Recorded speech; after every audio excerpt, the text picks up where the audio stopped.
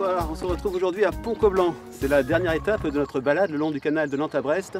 Ici derrière moi au 19e siècle, un port, du commerce, des péniches liés aux carrières d'ardoises qui se trouvaient en nombre dans la région.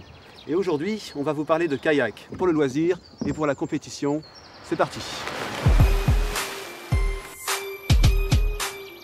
En voilà un pour qui la vie n'est pas un long fleuve tranquille.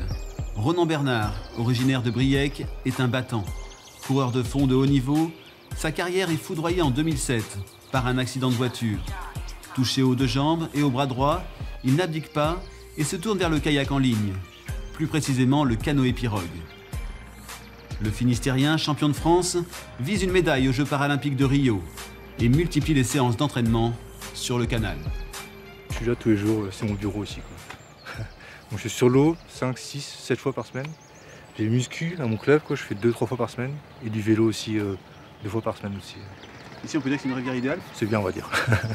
J'aimerais que c'était un peu plus long, parce que du coup ça fait 1,6 km entre les écluses. Et en pirogue, c'est pas trop facile de tourner. Mais bon, c'est bien. Comme abriter du vent, tout ça, donc plutôt confortable, quoi.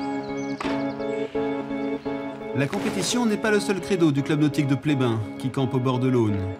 Thomas, son patron, offre aux amateurs une balade au pays des écluses, découverte un peu agitée de ce vestige de l'activité fluviale bretonne. Quand on est encadré, la particularité des écluses, c'est qu'on peut passer par le toboggan ou la chute comme vous venez de le voir, et c'est le côté un peu sportif, un peu fun de la chose. Nous, on habite à Memphis, il y a une grosse rivière qui s'appelle le Mississippi, mais c'est super dangereux, alors tu peux pas vraiment faire le canoë-kayak. Il y a une plus petite que je fais quelquefois, mais c'est pas aussi bien que le canal. Il vaut mieux le canal de Nantes à Brest que le Mississippi. Ah oui, oui, oui. Une autre balade, plus longue mais tout aussi agréable, peut vous conduire jusqu'à Brest. 40 km, plusieurs milliers de coups de pagaie. Allez, courage!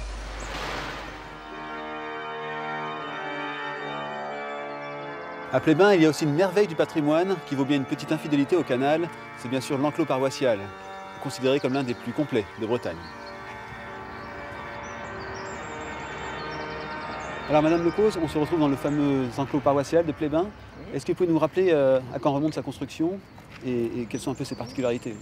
Alors les travaux ont débuté au milieu du XVIe siècle. Pour ce qui concerne l'église paroissiale, l'ossuaire et le calvaire, donc c'était à cette époque-là. La tour Renaissance, qui est accolée à l'église, a commencé en 1538, mais terminée très tard, 1742. Donc là on est au plein dans ce qu'on appelle l'âge d'or de la Bretagne. Absolument. Oui, c'est une époque qui a été favorable, aussi bien pour l'agriculture, le commerce, etc. Donc ça a été la prospérité en Bretagne pendant cette période. Est-ce que vous pouvez nous rappeler comment s'organisaient les paroisses à l'époque? La paroisse était très structurée, les prêtres s'occupaient des âmes.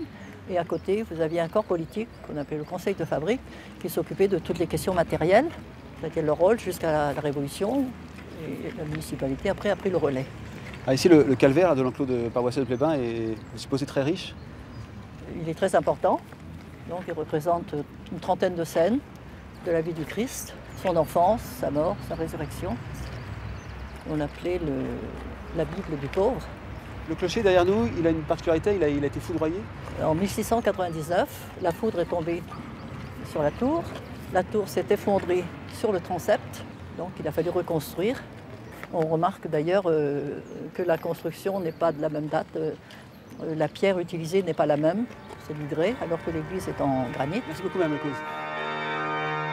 À l'intérieur de l'église aussi, beaucoup de richesses. Les sablières ont la particularité de raconter des histoires et de délivrer des messages aux pèlerins. 62 personnages et 116 clés de voûte. On trouve aussi quelques trésors classés monuments historiques. L'enclos paroissial de Plébin attire des visiteurs du monde entier. On reste dans l'histoire, mais beaucoup plus récente quand même. Dans les années 60, l'Aune, qui constitue la fin du canal de Nantes à Brest, est devenue un véritable circuit touristique. Regardez plutôt. À une époque où les traditions se perdent, ces images ont-elles encore un sens? Sans doute, les jeunes mariés du jour répondraient-ils mieux que quiconque à la question.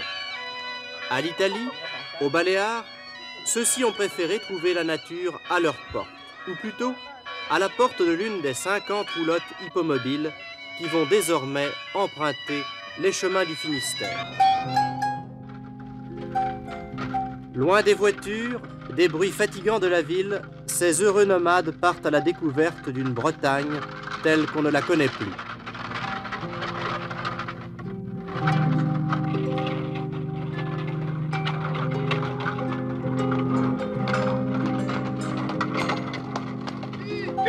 Pour les autres, les imprévus de la route.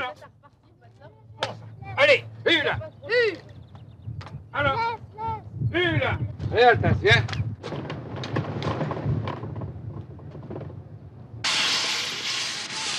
Est-ce que le cheval, tu crois qu'il va repartir? Bah écoute, j'en sais rien, on va y voir tout à l'heure. En tous les cas, nous sommes dans un endroit tellement joli qu'il ne faut même pas regretter. François Créache, les premières roulottes sont parties. On est arrivé très vite à la réalité. Ah oui, très vite, car nous avons maintenant le premier hôtel itinérant, 200 lits. Un hippomotel en Bretagne. C'est réellement le début d'un tourisme natif nouveau. Ainsi, futurs randonneurs, à l'exemple des jeunes mariés ou de cette famille bretonne, apprendrez-vous qu'il est encore possible de vivre au rythme de la nature, même si celle-ci a des caprices.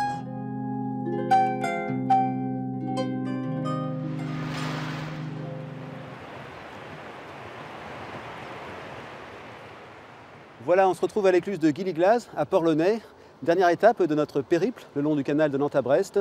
Pour la petite histoire, sachez que c'est Napoléon III en personne qui a inauguré cette écluse. Devant moi, à une quinzaine de kilomètres, Landévennec et l'entrée dans la rade de Brest. Tous nos reportages, nos infos sur bretagne.france3.fr.